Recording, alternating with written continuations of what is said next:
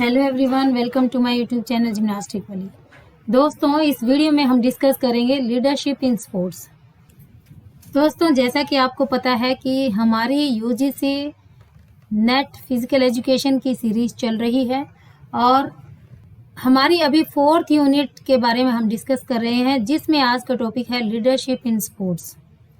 Leadership differs from field to field, discipline to discipline and profession to profession, but their essential functions remain the same.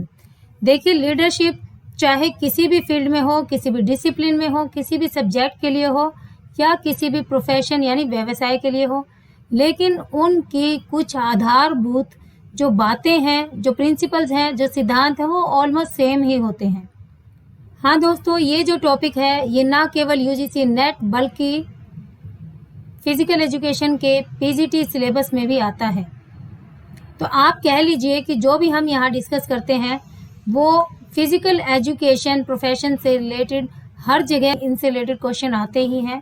और अगर subjective की बात करें तो PGT या फिर नेट यूजीसी में ये टॉपिक कवर होते हैं। और अगर ऑब्जेक्टिव की बात करें तो कहीं ना कहीं इनसे रिलेटेड कोई ना कोई क्वेश्चन जरूर आता है। डेफिनेशन की बात कर लेते हैं। Leadership as the art of influencing others to do what we want them to do because they want to do it. अगर डेफिनेशन की बात करें, ये दी है एडिंगटन एंड फोर्ड ने। ये क्या कहते हैं? लीडरशिप जो है, नेतृत्व यानी कि वो आर्ट है, वो कला है जो कि दूसरों को प्रभावित करती है और हम उनसे क्या चाहते हैं वो उनसे करवा के ही रहती है, क्योंकि वो भी वही करना चाहते हैं। Some of the essential functions are mentioned below. देखिए, सबसे पहले लीडरशिप यानी नेतृत्व। Leadership in sports include guiding, inspiring and influencing team members to work together to achieve their target or goal।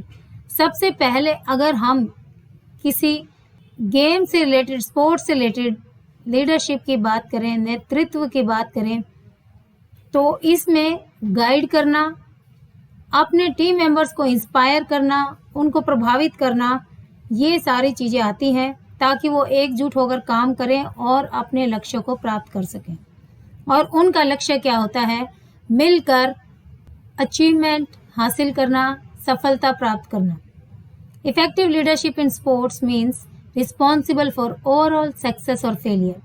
और अगर हम प्रभावी नेतृत्व की बात करें, इफेक्टिव लीडरशिप की बात करें, खास तौर से स्पोर्ट्स में, खेलों में, तो वो जिम्मेदार है सफलता के लिए और उसकी विफलता के लिए, यानी सक्सेस और फेलियर दोनों के लिए। हम ये नहीं कह सकते कि अगर आप सक्सेस हुए हैं तो ही आपका अच्छा लीडरशिप था, तो ही आप अच्छे नेतृत्व के अंदर में काम कर रहे थे। विफलता यानी असफलता के लिए भी आपका नेतृत्व, आपका लीडरशिप उतनी ही जिम्मेदार है। Some important leadership qualities are mentioned below, यानी कि कौन कौन सी लीडरशिप क्वालिटीज होनी चाहिए एक लीडर में। कम्युनिकेशन स्किल, यानी कि एक दूसरे से आदान प्रदान करने की जो कला है वो होनी चाहिए, तभी उसके टीम मेंबर्स उसको समझ पाएंगे, उससे कुछ सीख पाएंगे और उसके द्वारा दिए गए निर्देशों को समझ पाएंगे।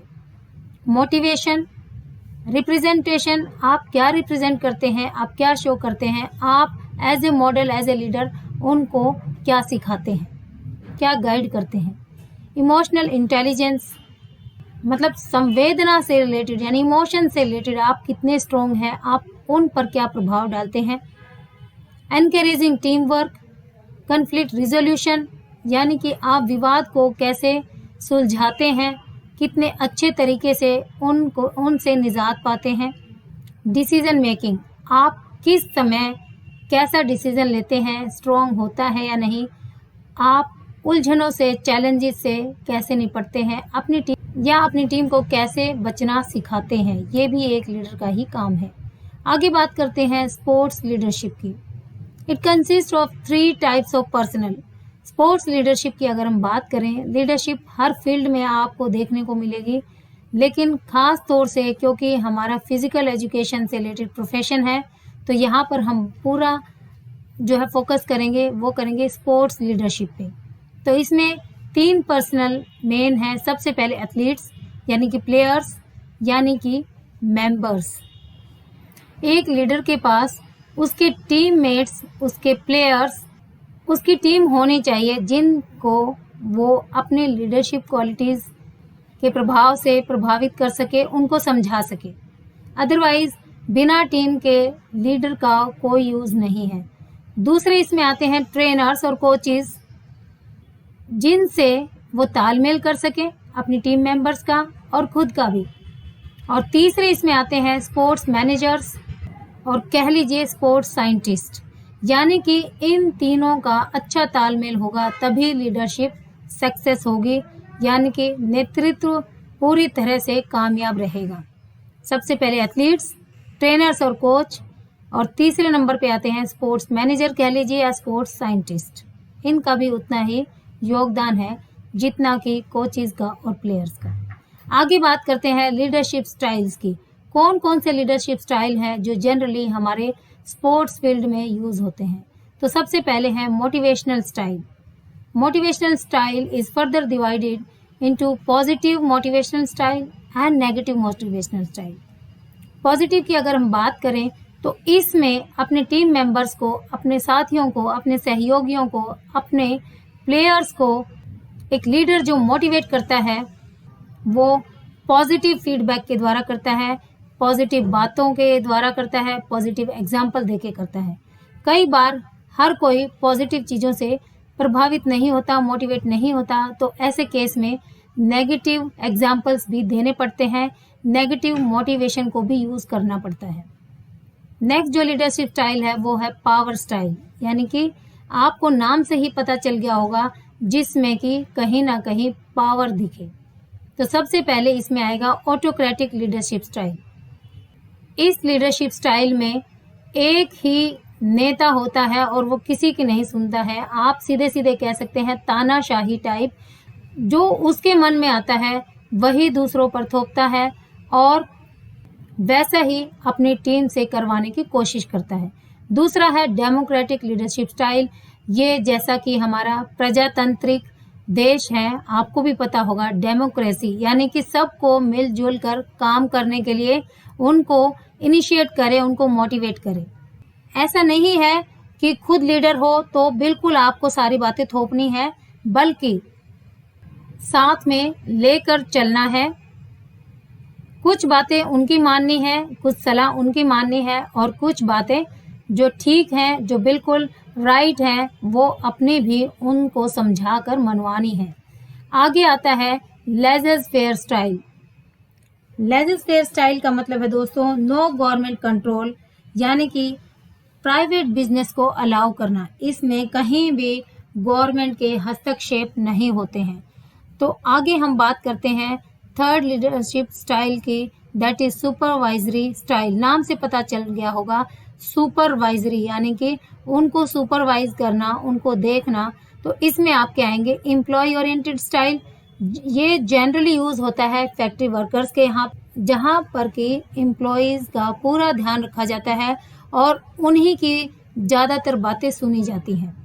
लेकिन अगर हम इसको स्पोर्ट्स फील्ड में यूज़ करें तो यहाँ पर आपको ध्यान रखना है अपने टीम मेंबर्स का। टीम मेंबर्स में जनरली क्या वो चाहते हैं, क्या वो करना चाहते हैं, उस चीज़ पे एक लीडर को उस पर फोकस करना चाहिए, उस पर ध्यान देना चाहिए। ये नहीं है कि केवल अपनी बातें रखे और अपनी ही बातें वो मनवाए। नेक्स्ट है इसमें प्रोडक्शन ओरिएंटेड स्टाइल। प्रोडक्शन की अगर बात करें तो ये भी ज़्यादातर जो स्टाइल है वो फैक्ट्री वगैरह में ही यूज़ होता है। प्रोडक्शन यानी कि उत्पाद, कितना आपको प्रोड्यूस करना है उसी पे आपका फोकस होना चाहिए। तो स्पोर्ट्स में जनरली थोड़ा सा कम यूज़ होता है। तो ये जो लीडरशिप स्टाइल है कहीं ना कहीं किसी ना किसी फील्ड में यूज़ होते हैं। और अगर हम स्पोर्ट्स की बात करें तो सबसे पहले हमारा मोटिवेशनल स्टाइल जो है वो बहुत ही कारगर साबित होता है, और साथ ही साथ डेमोक्रेटिक लीडरशिप स्टाइल भी कहीं ना कहीं यहाँ पर यूज़ होता है। Sometimes it depends upon the situation. Autocratic leadership style की भी कुछ बातें कभी कभी एक स्पोर्ट्स लीडर को चुननी पड़ती हैं। आगे हम बात करते हैं principles of leadership in sports, यानी कि स्पोर्ट्स लीडरशिप के लिए, स्पोर्ट्स यानी खेलों में नेतृत्व के लिए हमें कौन कौन से सिद्धांतों का इस्तेमाल करना चाहिए, वो इस प्रकार है। सबसे पहले sensitive to the process of group dynamics. Group dynamics के बारे में मेरी एक वीडियो है, मैंने बहुत अच्छे से समझा रखी है इसकी सारी स्टेजेस, कब ग्रुप बनता है, कैसे बनता है, उसका पर्पस क्या होता है और कैसे ग्रुप बिगड़ता है या टूटता है, फिर से नया ग्रुप बनता है। तो एक लीडर को ग्रुप डायनामिक की जो प्रक्रिया है उसके बारे में बहुत ही संवेदनशील होना चाहिए, बहुत ही सेंसिटिव होना चाहिए, बशर्ते मैं तो ये कहूँगी कि उसके बारे में पूरी नॉलेज होनी चाहिए। तभी उसको समझ में आएगा कि ग्रुप कब बनाना चाहिए और कब उसको तोड़ना चाहिए और अच्छे उद्देश्य के लिए फिर से कैसे बनाना चाहिए। आगे जो प्रिंसिपल है वो है साउंड फिलोसफी एंड इनोवेटिव। उसको पता होना चाहिए कि कब कहाँ क्या करना है, किस सिचुएशन में कैसे काम करना चाहिए और किस चैलेंज में क्या डिसीजन लेना है। नेक्स्ट है keeping balance between competitive and cooperative experiences. ये नहीं है कि केवल हर टाइम चलो चलो करना ही है और सिर्फ कंपटीशन में ही आपको अपना दमखम दिखाना है, नहीं, साथ ही साथ आपको कोऑपरेशन भी उनके साथ करना चाहिए और आपको ये दोनों ही एक्सपीरियंस होने चाहिए, कंपटीशन का भी और कोऑपरेशन का भी। नेक्स्ट है work for welfare of society और पब्लिक गुड। आप केवल अपनी टीम के ही लीडर नहीं हैं, आपको सोसाइटी में भी अपना नाम करना है, सोसाइटी में भी एज ए रोल मॉडल आपको पेश होना है, आपको अपने आप को दिखाना है। तो पब्लिक गुड के लिए, सोसाइटी के लिए भी आपको टाइम टू टाइम कुछ ना कुछ करना चाहिए, यानी कि एक लीडर को करना चाहिए। नेक्स्ट इसमें जो प्रिंसिपल है, जो सिद्धांत है लीडरशिप इन स्पोर्ट्स के लिए, वो है sound knowledge about theories and principles of sports. Sports की आपको पूरी नॉलेज होनी चाहिए। ये नहीं है कि केवल आप खेलते रहें और आप लीडर बन जाएं। आपको खेलने के साथ साथ उनकी बेसिक रिक्वायरमेंट्स के बारे में भी नॉलेज होनी चाहिए। दूसरों को कैसे आपको लेके चलना है वो भी आपको पता होना चाहिए। कहने का मतलब है कि स्पोर्ट्स की जो थ्योरीज, प्रैक्टिकल प्रिंसिपल्स, हर एस्पेक्ट की आपको नॉलेज होनी चाहिए, तभी आप एक सक्सेसफुल लीडर बन सकते हैं।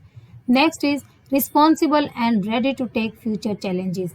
देखिए इसके बारे में हमने पहले भी डिस्कस किया है कि साथ ही साथ आपको ये भी ध्यान होना चाहिए कि मैं नेक्स्ट स्टेप कैसे लूँ, यानी कि फ्यूचर में मुझे क्या करना है। ये नहीं है कि आपकी टीम आ गई, आपको सफलता मिल गई है और आप अब हाथ पे हाथ धर के बैठ जाएं। नहीं, आगे के लिए भी आपको प्लान करना है। तो हाँ दोस्तों, आज इतना ही। इस वीडियो में हमने जाना लीडरशिप क्या है, उसकी डेफिनेशन क्या है और उसके लिए किन किन लोगों की अहम भूमिका है, उसके स्टाइल क्या है, यानी कि लीडरशिप स्टाइल्स, और प्रिंसिपल्स क्या है लीडरशिप इन स्पोर्ट्स। तो आज इतना ही। नेक्स्ट वीडियो में फिर हाजिर होंगे नेक्स्ट टॉपिक के साथ। Bye bye.